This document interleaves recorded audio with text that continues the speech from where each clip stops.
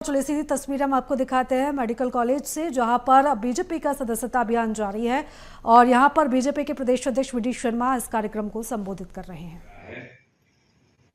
आज हम सब लोग देखते हैं कि मैं आज इस परिप्रेक्ष्य के लिए आपके बीच पधारा हूं। देश के हमारे नौजवान, और ऐसा माना जाता है कि भारत आज दुनिया के अंदर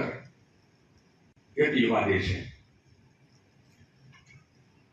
दुनिया की आप स्टडी करेंगे तो दुनिया के पॉपुलेशन में 30-35 वर्ष के युवाओं की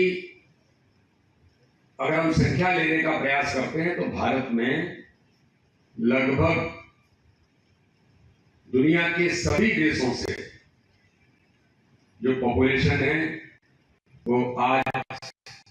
लगभग 60 से 65% आबादी 30 साल से कम उम्र की भारत के अंदर है। और इसलिए इस देश के बारे में कहा जाता है कि भारत दुनिया का सबसे युवा देश है। कई कंट्री जैसी है कि जिनमें आज ये संकट हो गया है कि बुजुर्गों की संख्या बढ़ गई है, युवा बहुत कम है। तो इस युवा देश के अंदर आप सब जो नौजवान साथी यहां पर बैठे हैं, इनमें से सब आगामी समय में इस देश का किसी न किसी रूप में नेतृत्व करेंगे। कोई अच्छा डॉक्टर बनेगा, कोई अच्छा विश्वविद्यालय में जो पढ़ाई कर रहा है तो वो कोई ब्यूरोक्रेट भी बनेगा, तो कोई सामाजिक फील्ड में भी काम कर सकता है। और मुझे लगता है कि आप में से कोई, जैसे मैं मेंबर ऑफ पार्लियामेंट हूं, आप में से कोई मेंबर ऑफ पार्लियामेंट भी कल बन सकता है। ये भी मुझे पूरा विश्वास है कि देश के नौजवान ही नेतृत्व आगामी समय।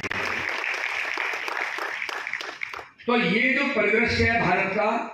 दुनिया इसे देखती है और दुनिया देख करके दुनिया को लगता है कि भारत आज दुनिया का नेतृत्व कर रहा है, एक नहीं हर क्षेत्र में। लाल किले की प्राचीर से माननीय प्रधानमंत्री नरेंद्र मोदी जी ने इस वर्ष जो कहा, अगर आपने सुना होगा, उन्होंने कहा कि मैं ऐसे नौजवान जो 18 साल से लेकर के 25 साल तक का हमारा जो यूथ है, जिसका पॉलिटिक्स से भी लेना देना नहीं है, वो सीधे राजनीति में कोई संबंध नहीं रखता है, लेकिन प्रधानमंत्री नरेंद्र मोदी जी ने कहा कि 1 करोड़ ऐसे युवा मुझे इस देश के अंदर जो क्रिएटिव है, इनोवेटिव है, देश और सोसाइटी के बारे में उनकी उम्र कम हो सकती है लेकिन लगातार एक पॉजिटिव एटीट्यूड के साथ सोचते हैं, मैं ऐसे नौजवानों को इस वर्ष 1 करोड़ की संख्या में उन नौजवानों को जोड़कर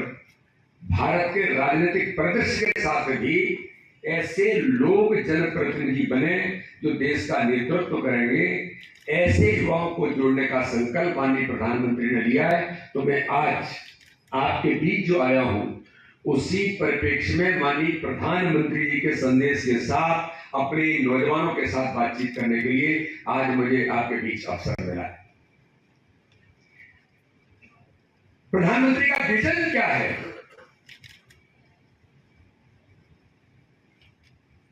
आज मेरे देश के नौजवानों ने, आप सब जो छात्र छात्रा यहाँ पर जो पढ़ लिख करके तैयार होने वाले हैं, इन्होंने इन 10 वर्षों के राजनीतिक परिदृश्य को देखा होगा। 2014 से पहले के भारत के बारे में आपने परिदृश्य क्या था और आज का परिदृश्य क्या है, आपको एकदम जमीन आसमान का अंतर दिखाइएगा। हम लोग जब पढ़ते थे और जब हम छात्र संगठन में काम करते थे तो हम लड़ाई लड़ते थे इस बात की कि भारत के मान सम्मान के लिए दुनिया में हमारी क्या स्थिति है, दुनिया के अंदर भारत को किस रूप में लोग देखते, हमारा परसेप्शन भारत का दुनिया के अंदर क्या था। तो कभी कभी मुझे ऐसा लगता है कि इनमें से, आप में से किसी ने विवेकानंद को पढ़ा होगा, तो विवेकानंद ने इतने कम उम्र के सन्यासी के तौर पर जब वो शिकागो के अंदर जब बोले थे धर्म सभा के अंदर, तो एक युवा सन्यासी जब धर्म सभा के अंदर अपने स्पीच को कर रहा था, तो ऐसा कहते हैं लोग आप जब सर्च करोगे शिकागो के उनके स्पीच को तो आपको उसके बारे में देखने को बहुत सारी चीजें तत्काल आजकल तो कोई भी चीज होती है 1 सेकंड के अंदर हमारे मोबाइल पर आ जाती है। तो लोग कहते हैं कि केवल 2 शब्द उन्होंने कहे और वो 2 शब्द थे कि अमेरिका के अंदर उस धर्म संसद में उन्होंने कहा था, मेरे प्रिय अमेरिका के